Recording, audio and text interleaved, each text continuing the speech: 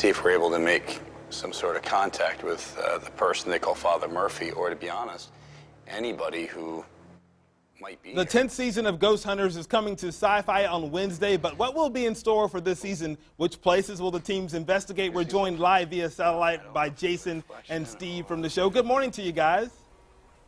Good morning. Thanks for having us. Glad to have you guys. Of course, everyone loves this show. I mean, it's like your guilty pleasure that you're watching. You're like, oh, man, your skin is crawling, but it's all good. So you guys are gearing up for the 10th season.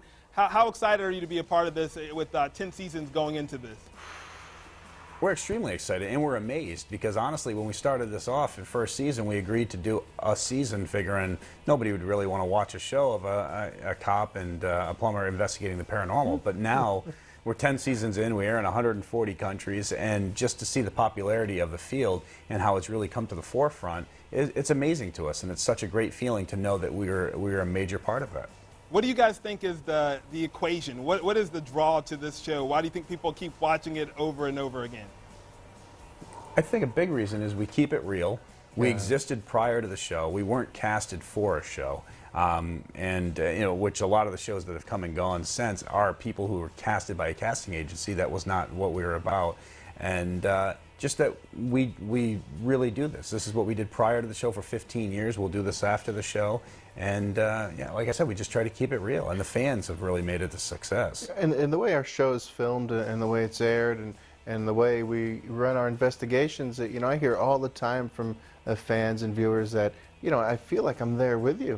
When I watch these other shows, it's very disconnected. They're sort of barking orders out, and they don't really know how to grasp onto that, where they feel like they could jump in our team tomorrow and investigate with us, and I think they really like that. Or a lot of the other shows are aiming the cameras at the floor and running out when something happens paranormal-wise, where we're trying to run towards it because we're trying to document it. Yeah. Keeping it real, that's exactly what it is there. Set up what we're going to be seeing on Wednesday's show. I know it's a Distillery that has a little bit more than the spirits that we may be thinking.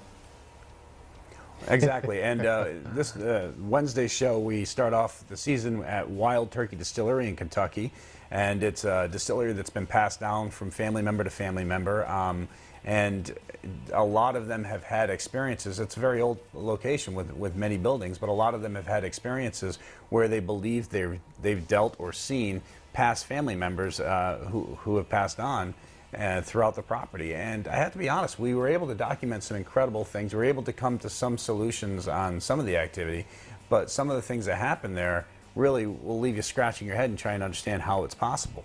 We're using some great equipment, some new gadgetry that we're just getting our hands on in this episode on Wednesday.